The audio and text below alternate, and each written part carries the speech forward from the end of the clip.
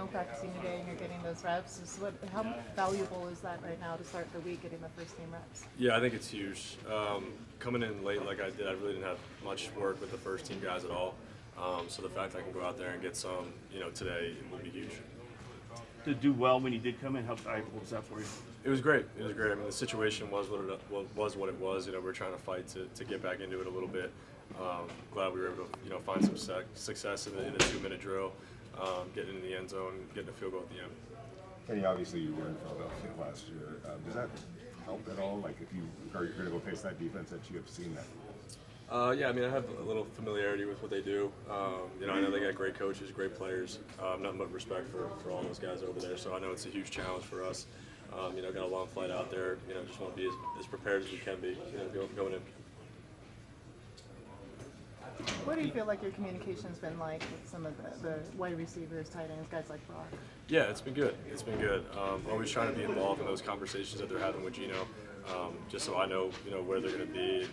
If something happens and I have to go in there. So the communication is ongoing. This week obviously will be huge, depending on what happens. Just continue to stay involved with everybody. Okay, Pete called the throw to Shedrick exquisite. He said the catch was perfect. From your perspective, how would you describe that play? It was good execution. I was really happy with the execution. I've been working with Shed a lot more than the starters. So, when I had him in there, I felt, really confident that he was going to run the right route, be in the right spot. Timing was perfect. We had the right coverage, so it was just really good execution. Is that where the trust comes from? Is that you guys have been working together? Yeah, it goes a long way. It definitely goes a long way when you have, a lot of reps together. I just know where he's going to be. He knows what I'm looking for, so we have good communication together. Is that the case too with Jack? You guys connected on a handful as well. Yeah, Jack's working really hard. He comes in the quarterback room every day, an hour before meetings start, and I'll give him a play. He'll go up there and draw the whole play. I'll tell him to give the read, like what I'm looking at, where he's at in the progression. So all things that a young player, should do, and he's doing the right thing. So really happy he was able to get involved and, have some big-time catches for us. If you do get the start, what kind of opportunity would it be? It's a great one. All you can ask for is an opportunity. It's a great opportunity. Philly's an unbelievable place to play. I know the fans will be ready to go. They have a hell of a team. They've kept, there's not a ton of new faces on that team. So there's a lot of really good players. I know the coaching staff and how prepared that they're going to be for the game. So it's a great opportunity. Now closed to the media.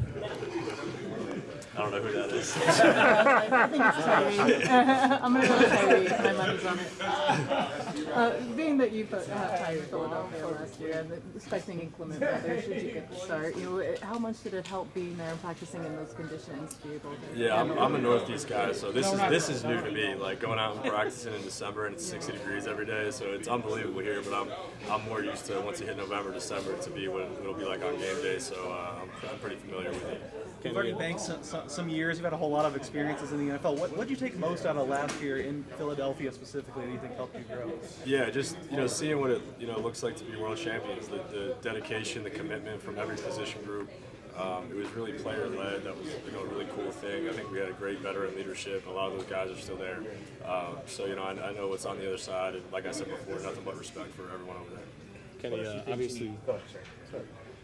Kenny, obviously, Pete was impressed with that throw, and some guys have a big arm, some don't, and they make up for it in other ways. How would you describe your arm talent at the position? Yeah, I've got enough to make the throws. I'm confident I can get the ball, around the field where I need to, and all the concepts that we have, everything that we run. So I'm definitely confident, in what I can do.